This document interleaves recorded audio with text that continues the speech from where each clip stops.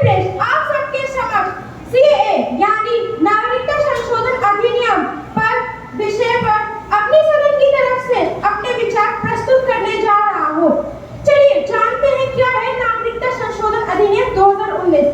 नागरिकता संशोधन अधिनियम 2019 के तहत 3 पड़ोसी देश पाकिस्तान, अफगानिस्तान, बांग्लादेश से आए हुए हिंदू, बौद्ध, जैन, सिख, पारसी और ईसाई धर्म के लोग जो 31 दिसंबर 2014 से पहले भारत में प्रवेश कर चुके हैं, उन्हें भारत की नागरिकता प्रदान की जाएगी। इस अधिनियम का मुख्य उद्देश्य धार्मिक आधार पर उत्पीड़ित अल्पसंख्यकों को भारत की नागरिकता प्रदान करना है। चलिए जानते हैं सीएए को कब पारित किया गया। सीएए यानी नागरिकता संशोधन अधिनियम को 11 दिसंबर 2019 को भारतीय संसद में पारित किया गया, जिसमें 125 वोट इसके पक्ष में और 105 वोट इसके विपक्ष में पड़े थे। राष्ट्रपति ने इसको 12 दिसंबर 2019 को मंजूरी दे दी थी। राष्ट्रपति की मंजूरी से पहले यह सीएबी यानी नागरिकता संशोधन विधेयक था, लेकिन राष्ट्रपति की मंजूरी के बाद यह नागरिकता संशोधन अधिनियम बन चुका है।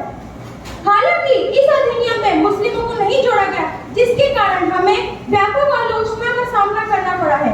कई लोग इसे भारत के धर्मनिरपेक्ष की ताने-बाने के खिलाफ बताते हैं और कई लोग इसे अनुच्छेद 14 जो समानता का अधिकार प्रदान करता है उसका उल्लंघन बताते हैं।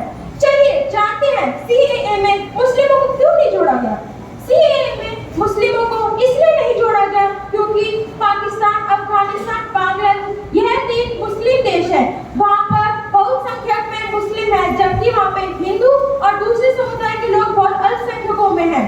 वहाँ पर मुस्लिमों को प्रताड़ित नहीं किया जाता, जबकि वहाँ पे हिंदू और दूसरे समुदाय के लोगों को प्रताड़ित किया जाता है। इसीलिए सीएए में मुस्लिमों को नहीं जोड़ा गया। चलिए अगर फिर भी मुस्लिम भारत की नागरिकता चाहते हैं तो वह केंद्रीय सरकार को आवेदन कर सकते हैं। सरकार उस पर विचार करेगी और नागरिकता प्रदान करेगी। चलिए जानते हैं किसे मिल सकती है नागरिकता। सीएए यानी नागरिकता संशोधन अधिनियम के लागू होने के बाद नागरिकता देने का पूरा अधिकार केंद्रीय सरकार के पास है। आवेदन नागरिक को अपना वैध साल बताना होगा जिसमें वह किसी वैध पासपोर्ट या वीजा या बगैर वैध के भारत में प्रवेश किए हैं।